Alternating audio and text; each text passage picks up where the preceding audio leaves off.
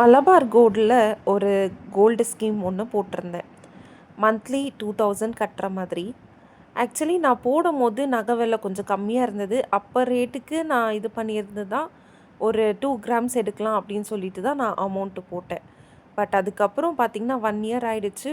நகை விலையும் நல்லா ஏறிடுச்சு. இப்போ நம்ம போனால் கூட ஒரு 1/2 கிராம் கூட எடுக்க முடியாது, அந்த மாதிரி ஆயிடுச்சு. சரின்னு சொல்லிட்டு அந்த ரேட்டுக்கு அப்படியே சில்வர் ஏதாச்சும் வாங்கிக்கலாம் அப்படின்ட்டு போய் சில்வர் லெக் செயின் பார்க்க ஆரம்பித்தேன். என்னோடய லெக் செயின் வந்து லைட்டாக கட் ஆகிற மாதிரி இருந்தது. சரின்னு போட்டு போட்டு பார்த்தா அங்கே மாடல்ஸ் எதுவுமே சரியில்லை, பிடிக்கவும் இல்லை.